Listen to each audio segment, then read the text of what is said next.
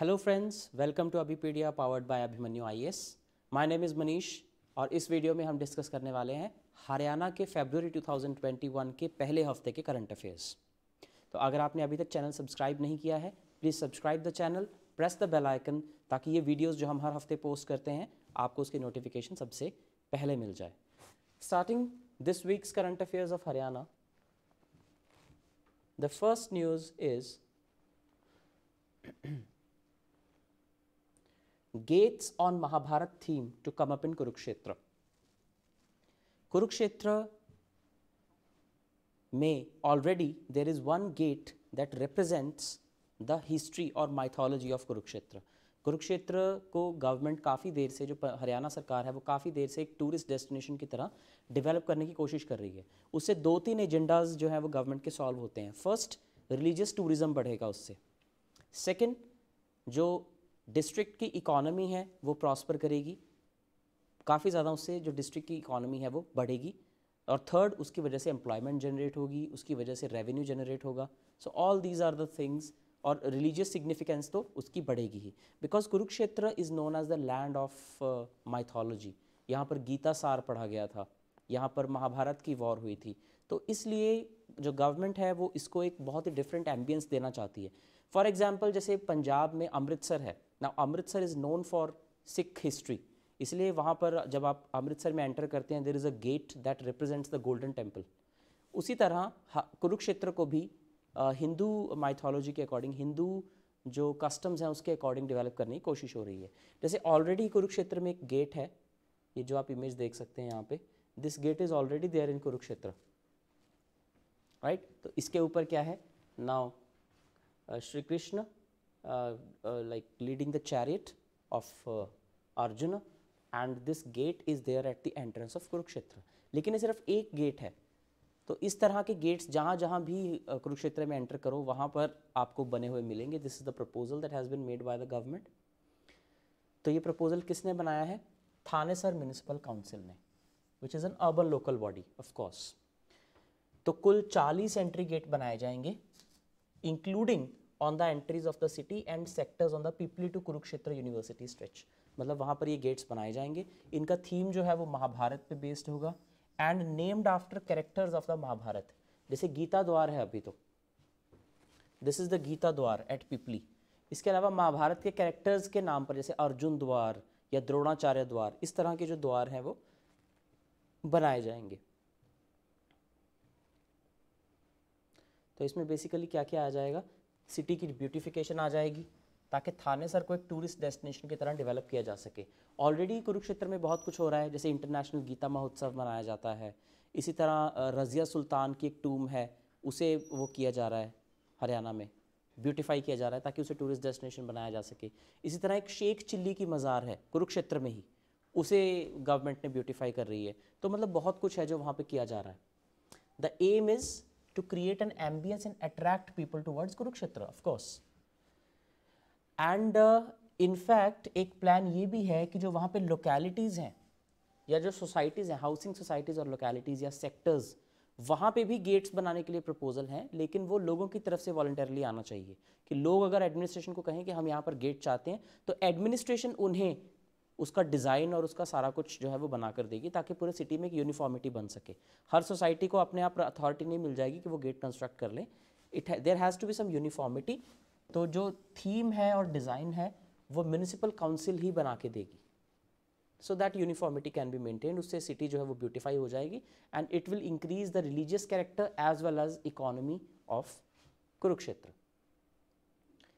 तो ये art and culture से रिलेटेड न्यूज़ थी। नेक्स्ट इकोनॉमी से रिलेटेड न्यूज़ है। 15th finance commission recommend 63,000 crore rupees for Haryana over the next 5 years।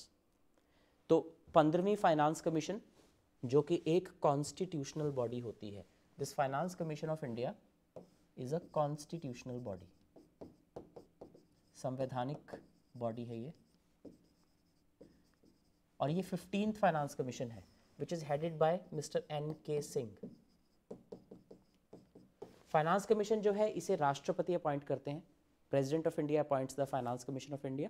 और जब ये अपनी रिकमेंडेशन सबमिट करती है प्रेसिडेंट को, तो इसकी रिकमेंडेशन 5 सालों के लिए मानी जाती हैं। वो होती रिकमेंडेशंस हैं, उसको मानना या ना मानना सरकार की मर्जी होती है, but generally government does accept the recommendations. तो इस बार जो फाइनेंस कमीशन है उसका टाइम पीरियड है 2021 से लेकर 2026 तक, यानी कि 21-22 फाइनेंशियल ईयर से लेकर 25-26 तक। ये दरअसल होना तो 2020 से 2025 तक चाहिए था, लेकिन एक साल कोरोना वायरस और पैंडेमिक और लॉकडाउन की वजह से सारे के सारे जो डायनामिक्स थे गवर्नमेंट के वो बहुत बुरी तरह से हिल गए। इस वजह से इसको एक साल डिले कर दिया गया है। तो ये जो 63,000 करोड़ दिए जाएंगे ये बेसिकली दो कंपोनेंट से बने हुए हैं। इसमें से 46,000 करोड़ के आसपास जो कंपोनेंट है वो है स्टेट का शेयर सेंट्रल टैक्सेस और ड्यूटीज़ में, और जो 16 या 17,000 करोड़ का कंपोनेंट है that is grant in aid. तो ग्रांट इन एड और स्टेट का शेयर जो है सेंट्रल टैक्सेस में, इन दोनों को मिलाकर बनता है। उसके बाद जो स्टेट का शेयर है पूरे इंडिया में वो बढ़ाकर 1.093% कर दिया गया है। पहले था ये 1.084%। तो एक छोटा सा पॉइंट है लेकिन सिग्निफिकेंट है कि दरअसल में तो सभी स्टेट्स का कंपोनेंट सेम रहना चाहिए, लेकिन हरियाणा का 1.084% था पिछली फाइनेंस कमीशन के अकॉर्डिंग, अब वो बढ़ा के 1.093% कर दिया गया है। In case of grants in aid of Haryana, the commission जो कि NK सिंह हेड कर रहे हैं जैसा कि मैंने बताया, has recommended 132 crore as revenue deficit grant. तो जो स्टेट का कोई रेवेन्यू डेफिसिट होता है उसे सेंटर कॉम्पेंसेट करती है in the form of revenue deficit grant. तो हरियाणा का 132 करोड़ रेवेन्यू डेफिसिट बनता है, तो उतनी ही ग्रांट जो है वो फाइनेंस कमीशन ने दे दी है। इसके अलावा अलग अलग हेड्स के लिए जो जो दिया गया है वो बड़ा इंपॉर्टेंट हो जाता है, जैसे कि हरियाणा की लोकल गवर्नमेंट्स के लिए, लोकल गवर्नमेंट्स पे यहाँ पे आपके आ जाएंगे पंचायती राज इंस्टीट्यूशंस,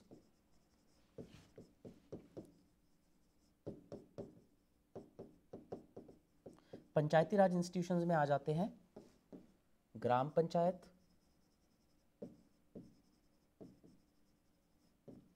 फिर आपके आ जाएंगे ब्लॉक समिति एंड देन जिला परिषद जो कि डिस्ट्रिक्ट लेवल पर होते हैं। तो ये तीनों आपके पंचायती राज इंस्टीट्यूशंस के 3 टायर्स हैं एट द रूरल एरियाज़ के लिए। और लोकल गवर्नमेंट्स में दूसरा जो कंपोनेंट है वो आपके आते हैं अर्बन लोकल बॉडीज। इसमें भी फर्दर 3 आ जाते हैं। सबसे ऊपर आते हैं म्युनिसिपल कॉरपोरेशंस, सेकंड नंबर पे आते हैं म्युनिसिपल काउंसिल, जैसे कि अभी हमने थानेसर म्युनिसिपल काउंसिल देखी, so it is in the intermediate या मिडल लेवल। और सबसे नीचे आते हैं नगर पंचायत जो कि ट्रांजिशनल एरियाज़ के लिए होते हैं, जो अभी शहर से गांव से शहर जो है वो कन्वर्ट हो रहे हैं, तो छोटे मोटे शहरी एरियाज़ के लिए। तो 3 तरह की अर्बन लोकल बॉडीज़ और 3 तरह की रूरल बॉडीज़ या पंचायत्स, इन सब के लिए भी हरियाणा की लोकल गवर्नमेंट्स के लिए 9,000 करोड़ रुपए जो है वो फाइनेंस कमीशन ने रेकमेंड किए हैं। उसके अलावा डिज़ास्टर मैनेजमेंट के लिए 2,715 करोड़, हेल्थ के लिए 695 करोड़ और 1,600 करोड़ एग्रीकल्चर सेक्टर के लिए। अब ये बेसिकली आपको हर एक फिगर याद नहीं करनी, लेकिन आपको ये पता होना चाहिए कि जो फाइनेंस कमीशन ग्रांट्स देती है वो सेक्टर वाइज किस तरह से होती है, कितना कितना उसमें एस्टिमेट कैसा होता है, कितने करोड़ किस सेक्टर के लिए। आपको एटलीस्ट ये सेक्टर पता होने चाहिए, लोकल गवर्नमेंट के लिए डिज़ास्टर मैनेजमेंट, हेल्थ, एग्रीकल्चर। इसी तरह स्कीम वाइज जैसे प्रधानमंत्री ग्राम सड़क योजना, मेंटेनिंग स्टैटिस्टिक्स, जुडिशरी, इनके लिए कितने कितने पैसे हैं। जैसे प्रधानमंत्री ग्राम सड़क योजना के लिए 128 करोड़ रुपए हैं। अब ये वो स्कीम है जो गाँव को आपस में जोड़ती है पक्की सड़कों से, 128 करोड़। स्टैटिस्टिक्स मेंटेन करने के लिए 40 करोड़, जुडिशरी के लिए 300 करोड़, इस तरह से एलोकेट किया गया है। फिर हायर एजुकेशन के लिए 146 करोड़ रुपए। स्टेट स्पेसिफिक ग्रांट है 2,000 करोड़ की इसमें। ओके, तो ये अलग अलग हेड्स हैं जिसके अंडर फाइनेंस कमीशन जो है वो अपनी जो एलोकेशन है वो करती है। Then the debt to GSDP ratio, GSDP यानी कि ग्रॉस स्टेट डोमेस्टिक प्रोडक्ट,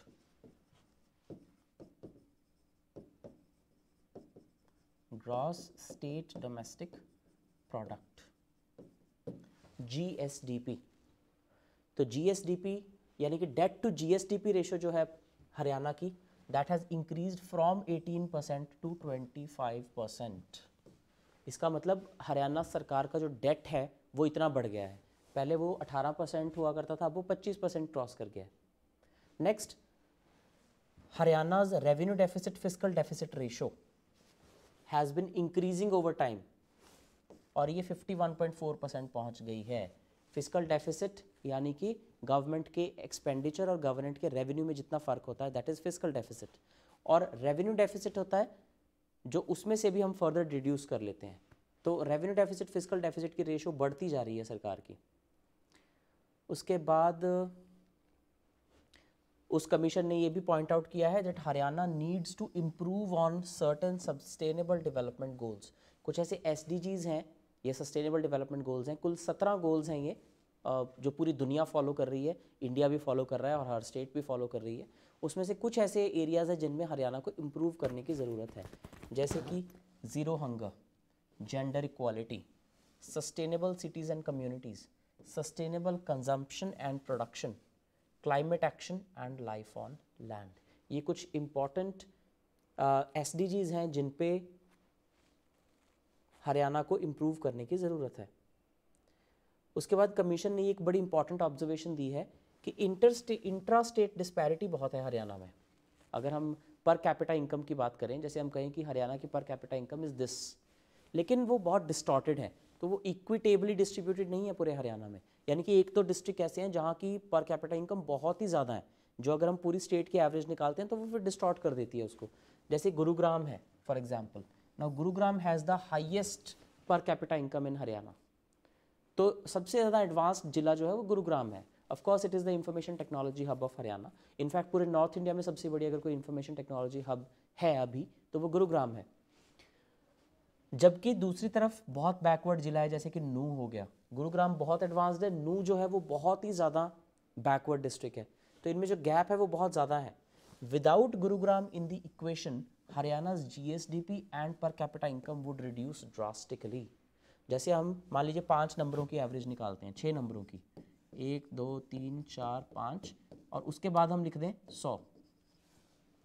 तो अगर तो हम इन पाँचों नंबर्स की एवरेज निकाल रहे हैं पहले 5 की, तो आपकी एवरेज आ जाएगी 3।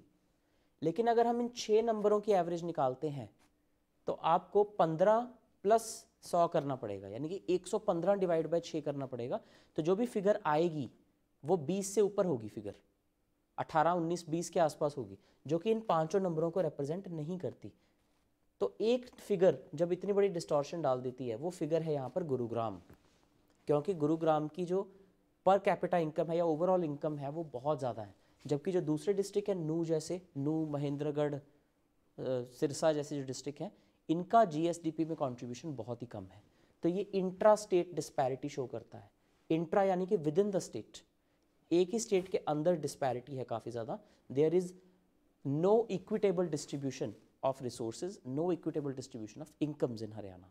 तो ये कुछ इंपॉर्टेंट ऑब्जर्वेशन है हरियाणा की इकोनॉमी पॉइंट ऑफ व्यू से, आपको पता होनी चाहिए। और ये बहुत अथॉरिटेटिव डेटा है, जितना भी डेटा हमने यहाँ पर देखा है अभी, सारी फिगर्स बहुत अथॉरिटेटिव हैं, क्योंकि ये फाइनेंस कमीशन की फिगर्स हैं, तो इसमें कोई गलती नहीं हो सकती है। Next, Haryana's revenue receipts hit 3 year low. ये भी हरियाणा की इकोनॉमी से ही रिलेटेड एक न्यूज़ है। हरियाणा की जो रेवेन्यू रिसीट्स हैं वो 3 साल के लो पर चली गई हैं, 3 year low it has hit, and one of the reasons is COVID-19 pandemic. Under the COVID shadow this has happened. हमारे लिए इम्पॉर्टेंट न्यूज़ इसलिए है क्योंकि हम देखेंगे कि हरियाणा की इकोनॉमी के बारे में अपनी अंडरस्टैंडिंग डेवलप करेंगे। कौन से वो सेक्टर्स हैं जिन्होंने हरियाणा में पुअरली परफॉर्म किया है इस साल, जैसे कि earnings from GST, stamps and registration and non tax revenue. ये 3 ऐसे हेड्स हैं जिनमें हरियाणा को बहुत कम टैक्स मिला है इस बार। तो GST अर्निंग्स कम हो गई हैं, यानी कि ओवरऑल इकोनॉमिक ग्रोथ कम हो रही है, या हुई है उस टाइम में। अब तो दोबारा से रीबाउंड होनी शुरू हो गई है, बट उस वक्त हुई है। Then stamps and registration, stamps and registration कैसे हो पाएंगी? कोई भी नई प्रॉपर्टी टैक्स जो होता है वो रजिस्ट्रेशंस होती हैं, स्टैम्प्स लगती हैं। लेकिन लॉकडाउन के दौरान जो रजिस्ट्रेशंस थी, नई प्रॉपर्टीज़ नहीं बिकी, रजिस्ट्रेशंस नहीं हो पाई, स्टैम्प्स नहीं बिकी, इस वजह से गवर्नमेंट को रेवेन्यू कम हो गया। नॉन टैक्स रेवेन्यू ऑल्सो, जैसे फ़ीस फाइन्स वगैरह हो गए, ये सब चीज़ों में बहुत फ़र्क आया। तो CAG की प्रोविजनल फिगर्स हैं ये, controller and auditor general, again ये भी बड़ा अथॉरिटेटिव है, controller and auditor general. CAG, controller and auditor general, again a constitutional authority. तो जो भी ये सारी फिगर्स हैं बड़ी इंपॉर्टेंट हो जाती हैं। तो टैक्स रेवेन्यू में हरियाणा ने 13.8% का रिडक्शन दर्ज किया है, 13.8% dip in the collection of tax revenue in Haryana in the last financial year. There is a slump of 37.8% in non-tax revenue. Non-tax revenue में ये जो slump है ये काफ़ी ज़्यादा है, 37.8% है। टैक्स रेवेन्यू में इतना, नॉन टैक्स रेवेन्यू में इतना ज़्यादा। So this is what you have to do. और इसमें एक और जो ऑब्जर्वेशन CAG ने दी है वो ये दी है कि अगर कैपिटल एक्सपेंडिचर, अगर ये हमारा जो कलेक्शन है टैक्स का ये कम होना शुरू हो जाएगा तो सरकार उतना ही कम खर्च कर पाएगी कैपिटल एक्सपेंडिचर पे, और अगर कैपिटल एक्सपेंडिचर कम होगा तो डेवलपमेंट भी कम होगी। कैपिटल एक्सपेंडिचर का मतलब होता है जिससे एसेट्स क्रिएट होती हैं, क्रिएशन ऑफ एसेट्स। जबकि जो रेवेन्यू एक्सपेंडिचर होता है वो होता है हमारा जो कंजम्पशन एक्सपेंडिचर होता है, जैसे सैलरीज दे दी, पेंशन्स दे दी, जो कंज्यूम हो जाएगा अल्टीमेटली। तो यहाँ पर अगर हमारा रेवेन्यू एक्सपेंडिचर ज़्यादा है मतलब हम तरक्की नहीं कर रहे हैं, हम तो खर्चे ही निकाल रहे हैं, लेकिन अगर कैपिटल एक्सपेंडिचर बढ़ेगा देन दैट मीन्स समथिंग। तो ये आपको यहाँ पर ध्यान देना है। ये एक टेबल है, अच्छे से आपको करना है। रेवेन्यू रिसीट्स में कितना डिप आया है, just to give you an idea. GST में, स्टैम्प्स रजिस्ट्रेशन में, sales tax, non tax revenue and total, तो 13.2% टोटल डाउन गया है, और ये सभी कंपोनेंट्स मिलाकर। फिर इकोनॉमिक सर्वे से ये एक इम्पॉर्टेंट न्यूज़ है, ये भी इकोनॉमी से ही रिलेटेड है। तो आज की मोस्ट जो हमारी खबरें हैं वो इकोनॉमी से रिलेटेड है, क्योंकि ये जो वक्त है फरवरी का स्टार्टिंग, ये बजट प्रेजेंट हुआ है, इकोनॉमिक सर्वे प्रेजेंट हुआ है, फाइनेंस कमीशन की रिपोर्ट उस कॉन्टेक्स्ट में देखी गई है, CAG ने अपनी ऑब्जर्वेशंस दी हैं। तो ये जो टाइम होता है जब यूनियन बजट प्रेजेंट होता है बेसिकली 1 फरवरी को, फिर जो इकोनॉमिक सर्वे प्रेजेंट हुआ जनवरी के एंड में, तो ये इस वजह से इकोनॉमिक न्यूज़ इतनी इंपॉर्टेंट हो जाती हैं इस टाइम पे। सो इकोनॉमिक सर्वे में ये कहा गया है that most people have access to basic needs in Punjab and Haryana. काफ़ी इंपॉर्टेंट है ये न्यूज़। तो इस सर्वे में ये economic survey again a very authoritative document bye the government of India, इसमें ये ऑब्जर्व किया गया है कि पंजाब और हरियाणा दो ऐसी स्टेट्स हैं जहाँ पर काफ़ी ज़्यादा अच्छा प्रपोर्शन है जो लोगों के पास बेसिक नेसेसिटीज़ हैं, जैसे हाउसिंग हो गया, clothing, then your cooking gas, इस तरह की जो बेसिक नेसेसिटीज़ हैं वो सबसे ज़्यादा पंजाब हरियाणा के लोगों के पास हैं। So as per the economic survey for 2020-21 union government ने लॉन्च किया है, Haryana is among the top 4 states where rural and urban population have the highest access to bare necessities. Necessities की बात अगर हम करें, सबसे ज़्यादा एक्सेस हरियाणा के लोगों को है, टॉप स्टेट्स में एक है, सबसे टॉप पे नहीं आती लेकिन टॉप स्टेट्स में एक है। किन किन चीज़ों की बात हो रही है यहाँ पे? Housing, water, sanitation, electricity, clean cooking fuel and other facilities. ये सारी चीज़ें जो हैं यहाँ पर बहुत अच्छे से लोगों को अवेलेबल हैं। काफ़ी अच्छी न्यूज़ है ये। कहीं भी आपने सोशो इकोनॉमिक डेवलपमेंट पे बात करनी हो तो आप ये लाइन वहाँ पे डाल सकते हैं that as per the economic survey data of 2020-21, the people of Haryana are Haryana is among the top states in India where most number of people have access to basic necessities. काफ़ी अच्छा ये point हो जाएगा। कहीं भी आपने अगर government की अचीवमेंट्स दिखानी हो या पॉजिटिव बात करनी हो तो आप डेटा से उसको अगर बैक करते हैं तो उसकी एक अलग ही इम्प्रेशन जाता है एंड फेचेस यू मार्क्स। उसके बाद जो एक्सेस है ये हाईएस्ट पाया गया केरला में, पंजाब, हरियाणा और गुजरात में। ये 4 स्टेट्स हैं जहाँ पर highest access to basic necessities पाया गया। और लोएस्ट कहाँ पर पाया गया? ओडिशा, झारखंड, वेस्ट बंगाल और त्रिपुरा में। ओके, तो बेयर नेसेसिटीज़ जो हैं वो सबसे ज़्यादा केरला, पंजाब, हरियाणा और गुजरात में, एंड लोएस्ट ओडिशा, झारखंड, वेस्ट बंगाल और त्रिपुरा में। उसके बाद highest access to bare necessities in rural areas. Rural areas में ये एक्सेस सबसे ज़्यादा कहाँ पाया गया? पंजाब, केरला, सिक्किम, गोवा और दिल्ली में। और सेंट्रल गवर्नमेंट ने कुछ स्कीम्स लॉन्च की हैं। जैसे अब हम एरियाज़ को ध्यान से देखें, हाउसिंग के लिए सरकार की क्या क्या स्कीम्स हैं, स्टेट गवर्नमेंट की भी पता होनी चाहिए हमें। जैसे हमारा गाँव जगमग गाँव योजना इलेक्ट्रिसिटी के लिए था, हमने हरियाणा में ये डिस्कस किया था पिछले हफ्ते के करंट अफेयर्स में। अगर आपने वो नहीं देखी है video, do check out that video. तो इसी चैनल पर आपको मिल जाएगी। तो म्हारा गांव जगमग गांव योजना, जिसके ऊपर जो चीफ मिनिस्टर हैं हरियाणा के मनोहर लाल खट्टर, उन्होंने अनाउंसमेंट की थी कि 200 से भी ज़्यादा नए गांव उसमें ऐड किए गए हैं जहाँ पर 24 आवर इलेक्ट्रिसिटी सप्लाई मिलेगी। तो इलेक्ट्रिसिटी के लिए इन सभी कंपोनेंट्स के लिए आपको स्टेट गवर्नमेंट की स्कीम्स भी पता होनी चाहिए और सेंटर गवर्नमेंट की स्कीम्स भी पता होनी चाहिए। जैसे कि सेंटर गवर्नमेंट की जल जीवन mission, now this for water and sanitation, स्वच्छ भारत अभियान सैनिटेशन के लिए, राइट। देन इलेक्ट्रिसिटी के लिए जो 100% इलेक्ट्रिफिकेशन का टारगेट है, हाउसिंग के लिए प्रधानमंत्री आवास योजना, और स्टेट की अपनी अलग से स्कीम होती है। ओके, तो ये एरियाज़ अब आप कहीं भी इकोनॉमिक या सोशो इकोनॉमिक कंडीशंस पर लिख रहे हैं तो आपको पता है कि ये 4-5 फोकस एरियाज़ हैं, और इनमें इकोनॉमिक सर्वे के अकॉर्डिंग जो हरियाणा है that is among the top states. तो इसको फर्दर कैसे इम्प्रूव किया जाए, टॉप पे कैसे लेके आया जाए इसको, उसके लिए आपको देखना है। नेक्स्ट, गवर्नेंस से रिलेटेड न्यूज़ है ये, it's related to polity and governance. तो हरियाणा ने एक नया पोर्टल लॉन्च किया है, ई फाइलिंग पोर्टल। क्या फाइल किया जाएगा यहाँ पर? यहाँ पर कंज्यूमर कंप्लेंट्स फाइल की जाएंगी। तो हरियाणा के डेप्यूटी सीएम दुष्यंत चौटाला जी ने लॉन्च किया है ये, वेरी इंपॉर्टेंट। और इनके पास फूड, सिविल सप्लाईज और कंज्यूमर अफेयर्स मिनिस्ट्री का पोर्टफोलियो भी आता है। ओके, तो he is the deputy CM as well as the minister of food, civil supplies and consumer affairs in Haryana. तो इन्होंने ये लॉन्च किया है, इसका नाम है www.edakhil.nic.in।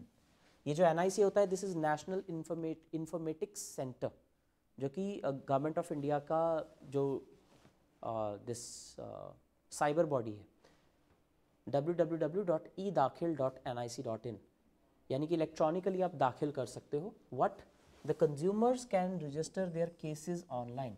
कंज्यूमर यानी कि कंज्यूमर डिस्प्यूट रिड्रेसल की बात हो रही है। उपभोक्ता जो फोरम्स होते हैं जहाँ पर कंज्यूमर्स कंप्लेंट कर सकते हैं। स्टेप बाय स्टेप प्रोसीजर सारा समझाया गया है, बहुत ही सिंपल प्रोसीजर है। कोई भी जो उपभोक्ता है, कंज्यूमर है, वो सीधा जाके वहाँ पर अपनी कंप्लेंट रजिस्टर कर सकता है। ऐसे कुल 600 केसेस जो है वो state consumer dispute redressal commission ने 2020 में सुलझाए हैं, मतलब वहाँ पर रिसीव किए हैं, और 8614 केसेस डिस्ट्रिक्ट फोरम्स में रजिस्टर किए गए हैं। तो 3 टायर बॉडी होती है ये, कंज्यूमर प्रोटेक्शन एक्ट के तहत बनी हुई बॉडीज़ हैं ये। Consumer protection act, consumer protection act में 3 टायर सिस्टम बना हुआ है। सबसे नीचे आते हैं डिस्ट्रिक्ट फोरम, या जिसे पूरी तरह से कहा जाता है district consumer dispute redressal forum. उसके ऊपर आती है स्टेट कमीशन, स्टेट कमीशन, और सबसे ऊपर आती है नेशनल कमीशन, नेशनल कमीशन। इनके पास बेसिकली 2 तरह की ज्यूरिसडिक्शंस रहती हैं। पहली ज्यूरिसडिक्शन इनके पास रहती है पेक्यूनियरी ज्यूरिसडिक्शन। पेक्यूनियरी ज्यूरिसडिक्शन, पेक्यूनियरी यानी कि कितने तक का जो डिस्प्यूट है वो किस फोरम में चैलेंज हो सकता है। जैसे फॉर एग्जांपल, अगर 20 लाख रुपए तक का कोई मैटर है तो वो डिस्ट्रिक्ट फोरम में सीधा जाएगा। अगर वो 20 लाख से 1 करोड़ तक का मैटर है तो स्टेट कमीशन में जाएगा। अगर 1 करोड़ से ऊपर का है तो वो नेशनल कमीशन में जाएगा। इस तरह से होता है। तो पेक्यूनियरी ज्यूरिसडिक्शन है इनकी। तो मान लीजिए सीधा अगर कोई 5 करोड़ का केस है तो वो डिस्ट्रिक्ट फोरम में नहीं फाइल होगा, सीधा नेशनल कमीशन में फाइल होगा। पेक्यूनियरी के बाद एपेलेट ज्यूरिसडिक्शन आ जाती है, यानी कि बाय वे ऑफ अपील। तो डिस्ट्रिक्ट फोरम में अगर कोई केस हार जाता है तो वो स्टेट कमीशन में अपील कर सकता है उसके अगेंस्ट। स्टेट कमीशन में भी हार जाता है तो नेशनल कमीशन में अपील कर सकता है। इस तरह से ये चलता है। So pecuniary jurisdiction and your appellate jurisdiction. Then next, Haryana CM meets ambassador of Switzerland. तो हरियाणा और स्विट्जरलैंड जो है ये आपस में कुछ अग्रीमेंट साइन कर रहे हैं। हालांकि एक्सटर्नल अफेयर्स जो है वो यूनियन का प्रेरोगेटिव होता है, यूनियन गवर्नमेंट देखती है दूसरे देशों से कैसे हमारे संबंध होंगे, लेकिन कुछ ऐसे एरियाज हैं जिनमें स्टेट्स डायरेक्टली किसी दूसरी कंट्री के साथ एंगेज हो सकती है। तो हरियाणा के चीफ मिनिस्टर जो हैं ये स्विट्जरलैंड के एम्बेसडर से मिले। अब आप सोच के देखिए कि अगर ये दोनों मिलेंगे फॉर कॉमन अंडरस्टैंडिंग तो ये क्या बात करेंगे। They will sign some agreements, और अग्रीमेंट में there is give and take. तो हरियाणा अपनी कुछ एक्सपर्टीज़ स्विट्ज़रलैंड को देगा, स्विट्ज़रलैंड अपनी कुछ एक्सपर्टीज़ हरियाणा को देगा। अब ऐसा क्या है दोनों के पास, ये हम इस न्यूज़ में देखेंगे। They will share their expertise in the fields of skill training, tourism, dairying. अब देखिए हरियाणा जो है ये एग्रीकल्चर काफ़ी ज़्यादा होता है, यहाँ पे डेयरी प्रोडक्ट्स बहुत ज़्यादा होते हैं, राइट। स्किल ट्रेनिंग अच्छी नहीं है यहाँ पे, टूरिज्म अच्छा नहीं है। टूरिज्म स्विट्ज़रलैंड का बहुत अच्छा है, हर कोई घूमने स्विट्ज़रलैंड जाना चाहता है। उसी तरह से स्किल ट्रेनिंग हमारे यहाँ पर कुछ खास नहीं है, जबकि वहाँ के लोग बहुत स्किल्ड होते हैं। तो यानी कि आपस में इन चीज़ों पर बात हुई है कि हम आपको डेयरी प्रोडक्ट सप्लाई करेंगे, उस पर एग्रीमेंट साइन हो गया। देन यहाँ पर टूरिज्म प्रमोट करने के लिए क्या क्या किया जा सकता है, कैसे ट्रांसपोर्टेशन कम्युनिकेशन इंफ्रास्ट्रक्चर इंप्रूव किया जा सकता है, कैसे छोटी छोटी इंटरवेंशंस की जा सकती हैं, इस पे होगा। Then teacher student and cultural exchange programs, European culture यहाँ पे लेके आओ, यहाँ के लोग बच्चों को वहाँ पर घुमाने लेके जाओ, थिंग्स लाइक दैट। तो ambassador of Switzerland to India कौन है? Ralf Heckner. और जो स्विट्जरलैंड है it is one of the largest investors in India and particularly in Haryana. Switzerland की बहुत सारी कंपनीज हैं, Swiss companies which have set up their base in Haryana. 10% business of Swiss companies are in Haryana. मतलब for example अगर India में Switzerland ने कुल 100 करोड़ की इन्वेस्टमेंट की है तो उसमें से 10 करोड़ की सिर्फ हरियाणा में की हुई है। So Haryana is a very significant partner या economic partner of Switzerland. At present 34 Swiss companies have set their base in the state. Haryana में 34 स्विट्जरलैंड बेस्ड कंपनियां हैं जो कि 16,600 लोगों को डायरेक्ट या इनडायरेक्ट एम्प्लॉयमेंट प्रोवाइड करा रही हैं। तो स्टेट का भी स्टेक है उसमें। अब बाहर से कोई कंपनी यहाँ पर आएगी तो यहाँ का इंफ्रास्ट्रक्चर इंप्रूव होगा, यहाँ के लोगों को नौकरी मिलेगी, यहाँ की स्टेट को टैक्स दिया जाएगा और बदले में उस कंपनी को क्या मिलेगा? They will generate their business here, यहाँ पर उनको मार्केट मिल जाएगी। तो स्विट्जरलैंड जो है it is one of the biggest investors in India. और हरियाणा के पास क्या खास है? क्यों हरियाणा में इतना कुछ सेटअप हो रहा है? Why Haryana is booming this way? Because of the locational advantage near the national capital Delhi. लेकिन ये नेचुरल एडवांटेज नहीं है, इसको पूरी तरह से यूटिलाइज करा पाना हरियाणा सरकार के हाथ में है और उसने ऐसा किया है। बहुत सी पिछली सरकारें जो अब तक हरियाणा में रही हैं उन्होंने ऐसा किया है। ये उनकी अचीवमेंट है कि उन्होंने इसका फ़ायदा उठाया कि वो दिल्ली के पास है, वो इंटरनेशनल एयरपोर्ट के पास है, तो वहाँ पर इंफ्रास्ट्रक्चर डेवलप किया गया है जिसकी वजह से कंपनीज आकर सेट होती हैं। जैसे Gurugram has the IT infrastructure, very impressive IT infrastructure because of the infrastructure that the state government has provided. Electricity cheap rates पे प्रोवाइड कराई जा रही है इंडस्ट्रीज़ के लिए, राइट। ट्रांसपेरेंसी होती है, कोई भी लैंड अलॉटमेंट होती है। इसके अलावा सिंगल विंडो क्लियरेंस प्रोवाइड कराई जाती है, सिंगल विंडो क्लियरेंस। तो ये कितने सारे लिंकेजेस हैं जो आप बना सकते हैं। Single window clearance, industrial growth, then your ease of doing business, ये सारी बातें ईज ऑफ डूइंग बिजनेस की कर रहे हैं हम। तो इकोनॉमी का भी हिस्सा हो जाएगा ये आपका, इकोनॉमी का भी हिस्सा हो जाएगा, गवर्नेंस का भी हिस्सा हो जाएगा। Then skill training to the youth of Haryana. अब हमें चाहिए स्किल ट्रेनिंग, तो वहाँ से वो स्किल डेवलपमेंट इंस्टीट्यूट्स इंडिया में हरियाणा में ओपन कर सकते हैं। बिकॉज देखिए स्विट्ज़रलैंड की कोई कंपनी अगर आकर हरियाणा में अपना बेस सेटअप करेगी तो वो चाहेंगे कि उन्हें एम्प्लॉयमेंट, जो लोग हैं काम करने वाले एम्प्लॉयज़, वो भी हरियाणा के ही मिल जाएं, because that reduces a lot of cost on their part. Europe से लोग यहाँ पर जॉब करने के लिए आएंगे, that they will be very costly as a labour to the government, to the factory setter who is from Switzerland. तो वो चाहेंगे कि हरियाणा के ही वहीं के लोकल लोगों को जॉब मिल जाए। लेकिन उन लोगों को जॉब तब मिल पाएगी अगर उनके पास स्किल्स होंगी, अगर उन्हें काम करना आता होगा। तो अगर वही लोग यहाँ पर आकर स्किल्स भी दे दें, स्किल ट्रेनिंग सेंटर्स खोल दें, that will be a win win situation both for them as well as for Haryana. तो उसके ऊपर बात हुई कि स्किल ट्रेनिंग सेंटर्स खोले जाएंगे। Then Haryana has a number of hotel management institutes and similar possibilities could also be explored for imparting training to hotel industry.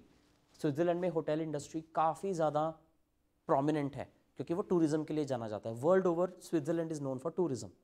तो अगर वो लोग यहाँ पर आकर यहाँ की होटल या हॉस्पिटैलिटी इंडस्ट्री को स्किल्स ट्रेनिंग देंगे, then that can also raise the level of you can say employment in the state. Alright, so this is all that we had to do this week. In Haryana GK. अगर आपको video अच्छी लगी हो please let me know in the comment section, और इसको like कीजिए, subscribe कीजिए और शेयर कीजिए अपने फ्रेंड्स के साथ, so that they can also take the benefit of this current affairs. Also अगर आप इस PDF को डाउनलोड करना चाहते हैं तो डिस्क्रिप्शन में दिए हुए लिंक पर जाकर आप खुद को रजिस्टर कर सकते हैं, and then you can download this PDF as well. Thank you and all the best for your exams.